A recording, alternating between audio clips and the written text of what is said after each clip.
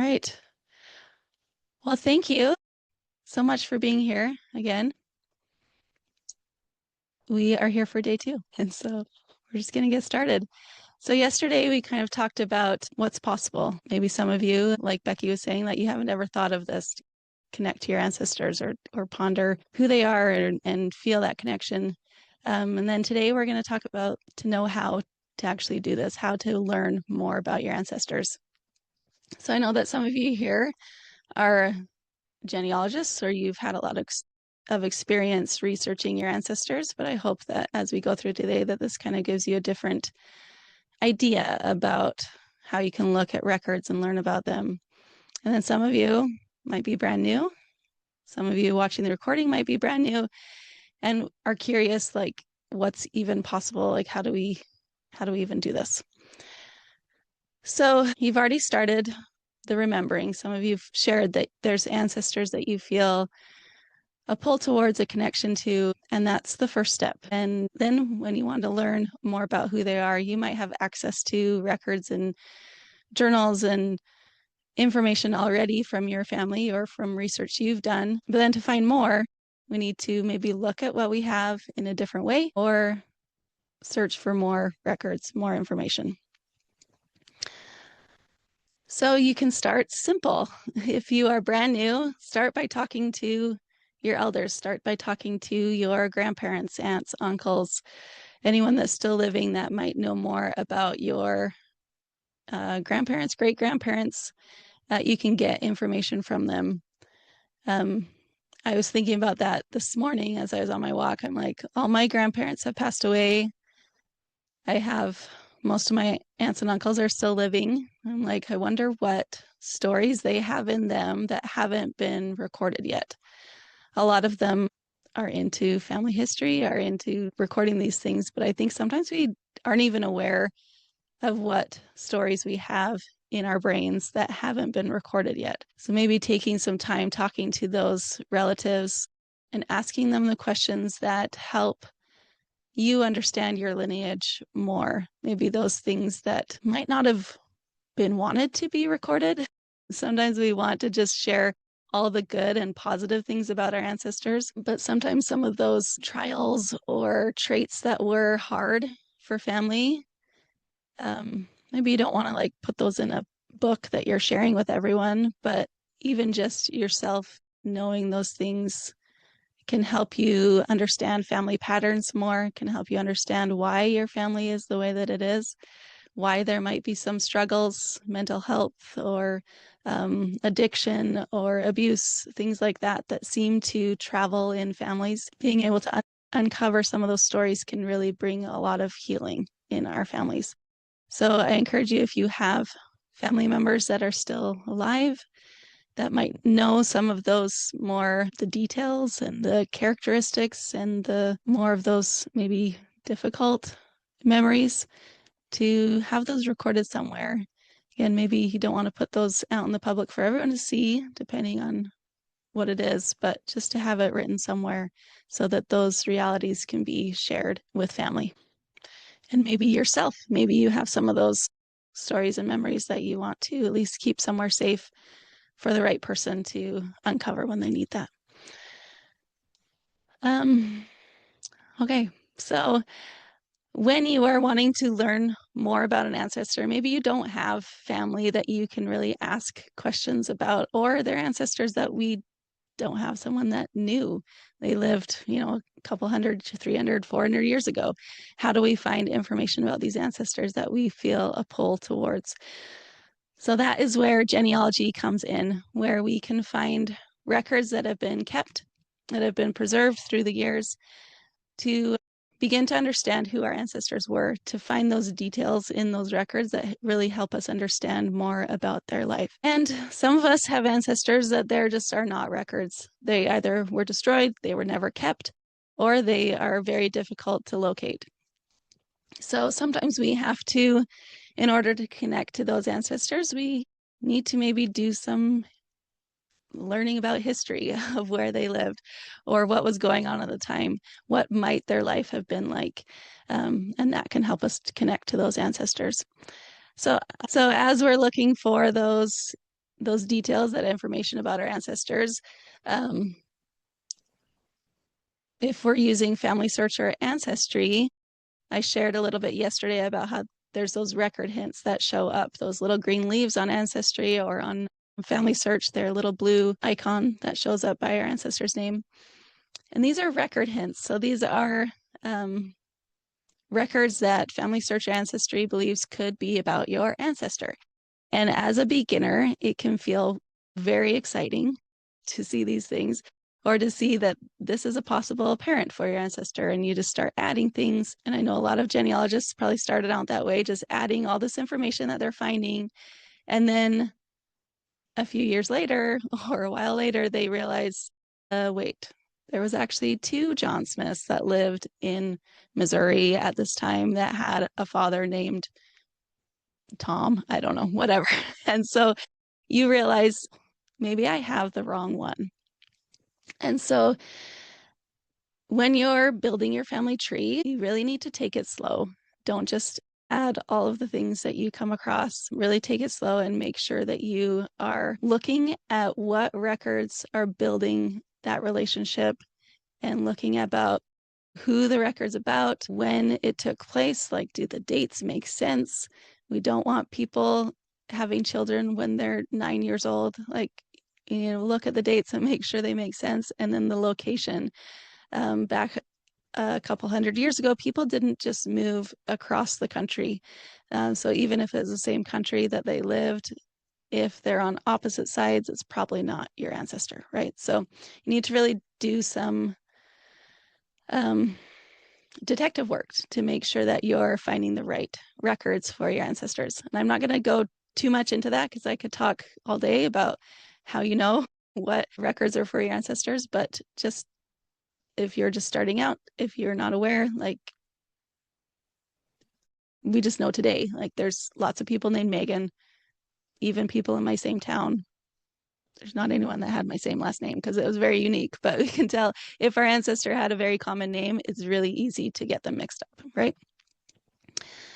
So as we find records, that helps us build their story. They're not just names and dates and locations, but like, who were they? It helps you to know their story, like, so that you can have a relationship with them, so that you can feel them, so that you can know their wisdom and their experience. So I'm just going to share a little bit here. Let me just share my screen quick to kind of show you what I mean, how looking at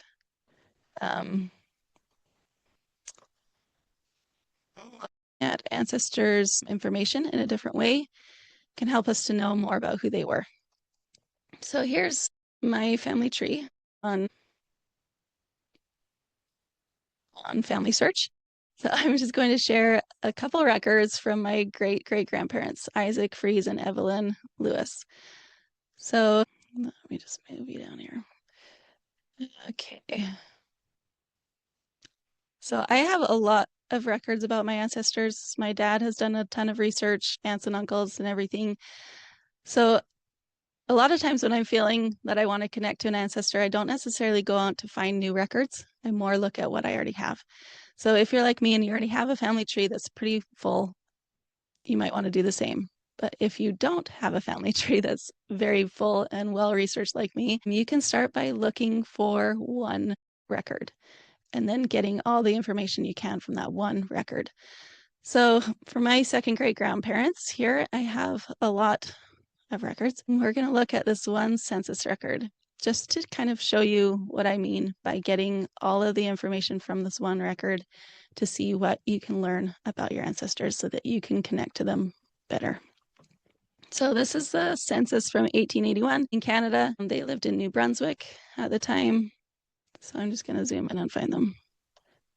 Okay. Okay, close that. All right, so you can see, I'm not sure if you can see this very well. I'll try to zoom in as much as I can here. So here's Isaac S. Fries. He's my second great grandfather. His wife, Evelyn A. Fries, and their 2 sons, Dio H. and Edna A. So the information we can find here. So Isaac, he was 33. Evelyn was 28. So we can think, okay, so they have a 5-year age gap. All right, that's fine. That's good. Okay, then we can see, okay, they had two children. Dio and Edna are 3 and 2, so their children are pretty close together. We can assume maybe that Dio is their oldest child, that he's 3 years old. So that would mean that Evelyn had him when she was 25. So maybe they got married just shortly before that. Normally, without birth control, babies were born shortly after marriage, not all the time. But you can see that assuming that could have problems, like maybe they had older children that passed away. Maybe they had older children, like much older children that have left home to serve in someone other's household or whatever. So we can't just assume that yes, Dio is the oldest and they had no other children than these two, because we don't know for sure, right? You can also see that they have John Fries living with them. Now, this census doesn't give relationships. It just lists everyone in the household. So that's another thing. We don't want to just assume that these two children are Isaac's and Evelyn's. Maybe these were children from Evelyn's previous marriage, maybe from Isaac's previous marriage, had a spouse that passed away. Like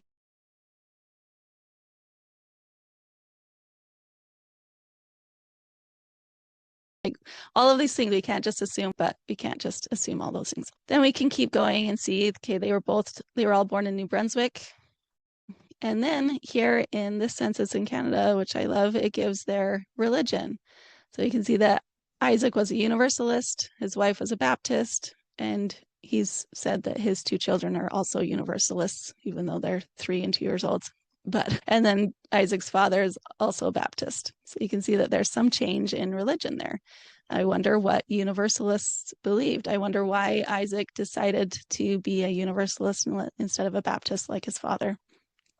Then we can see his occupation was merchant. His father was a clerk.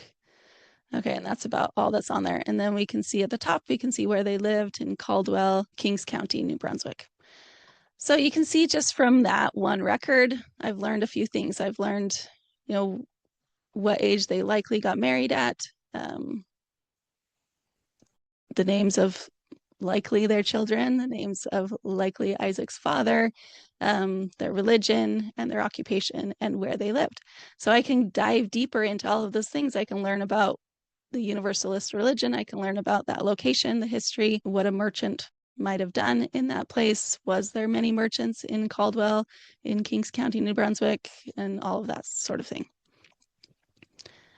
And I'll just give you one quick example. I'm trying to not like go too deep into the technical stuff here, but I feel like it gives a lot of ideas for you of how you can look for records for your ancestors. So here's a marriage record, and this is kind of hard to see, but I just wanted to share this other insight that can help you with your records.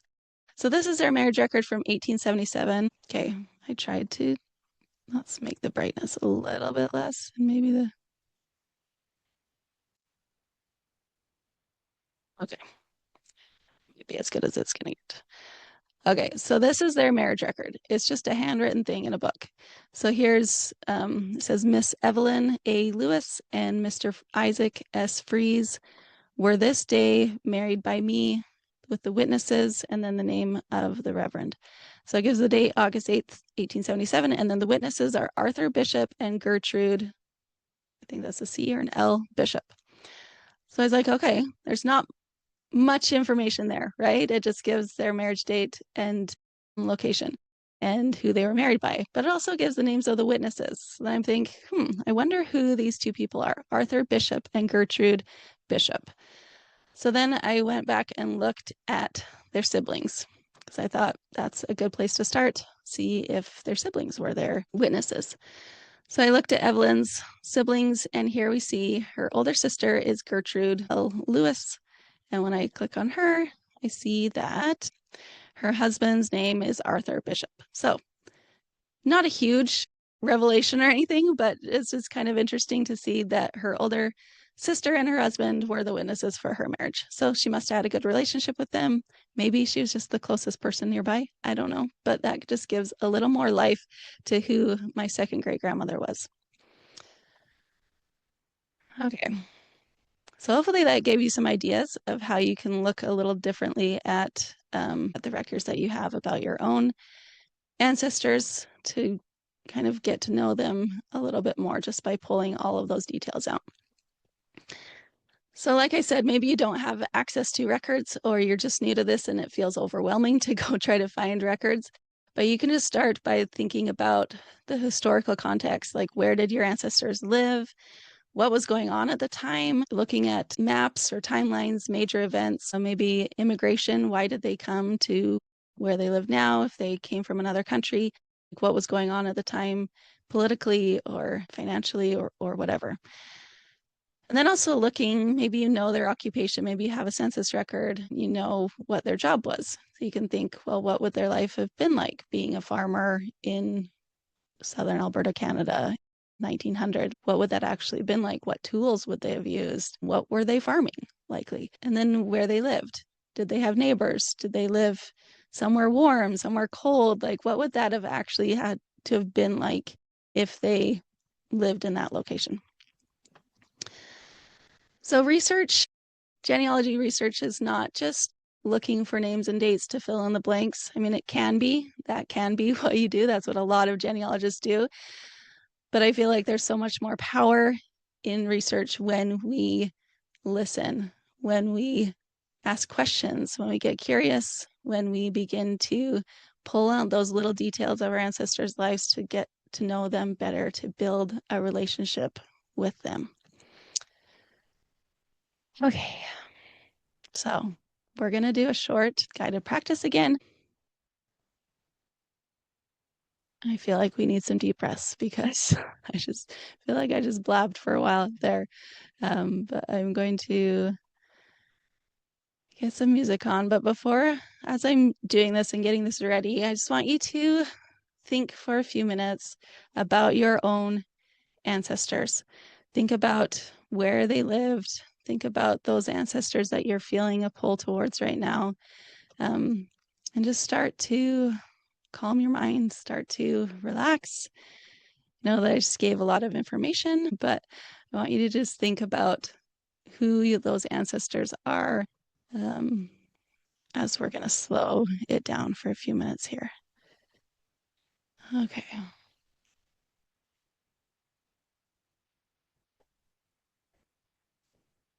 I want everyone to just close your eyes if that feels comfortable. You can turn off your camera if you'd like, or keep it on. Just take a deep breath and let it out.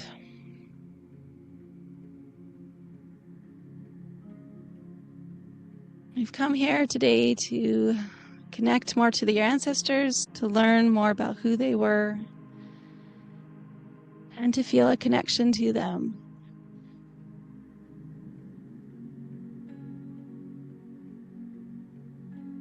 Try to relax your shoulders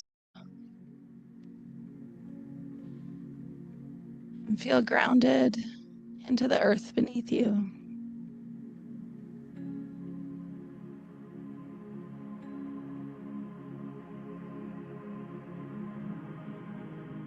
And envision your ancestors, all the different homelands in your lineage, all the different countries that they came from or lived in.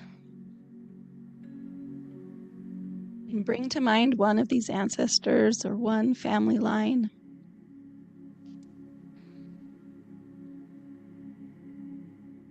Maybe someone you've learned a little bit about, or maybe just a name or a place, or even just a feeling.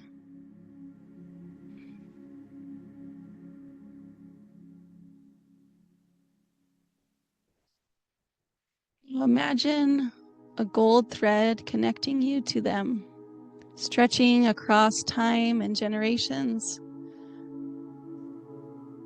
Let it guide you closer to their world.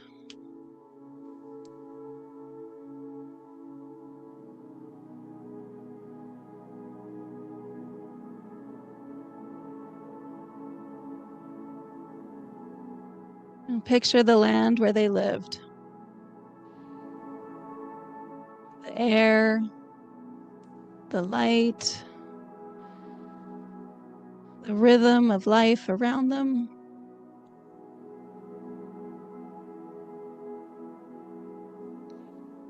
You might see images or sense emotions. or simply know something about them in your heart.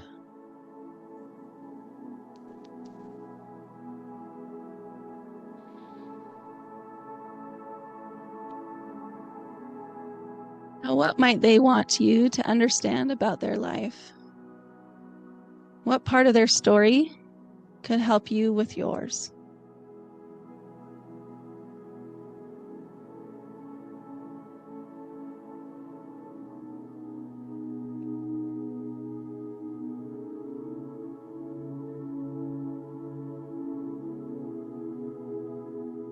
This is what it means to follow the threads, to listen between the lines, to feel connection where records end.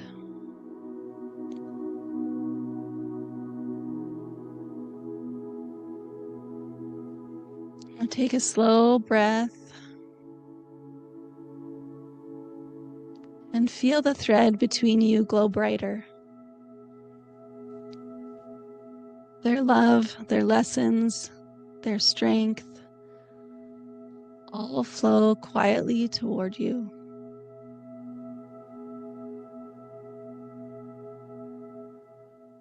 Whisper softly or in your mind,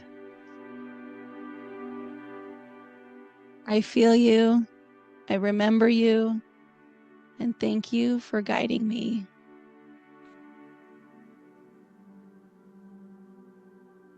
And just sit there for a minute, feeling their wisdom, their strength, their experience.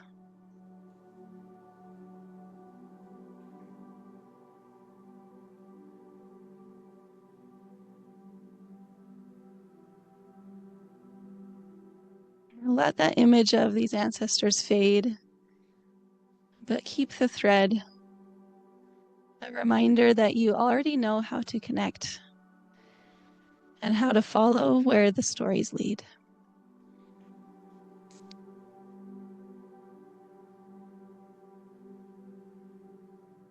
So when you're ready, you can open your eyes and come back here.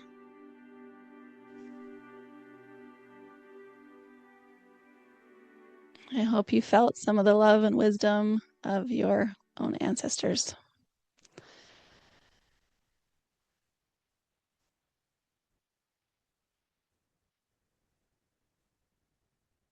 Okay. So you should have your workbook, but there are questions in there that can help you take what you felt right now, or you can just write whatever came to you as we were doing that practice.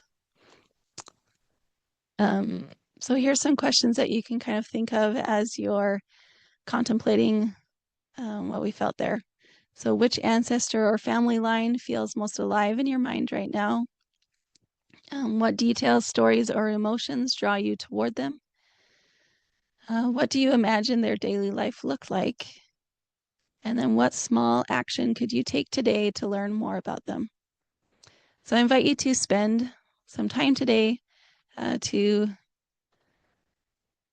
learn a bit more about an ancestor. If you have a full tree like me, you can choose one ancestor and start looking at the records that you have about them in a different way to find all those details and maybe write out a bit of their story in your journal or somewhere where you can keep. If you're new and you don't have a family tree, maybe start thinking about where your ancestors lived and think about what was going on at the time that they lived there. Even just a small detail can help bring your ancestors closer. Thank you for joining me today. Tomorrow, we'll talk a bit more about why this matters and how these stories can root us in our belonging. Thanks so much for coming today.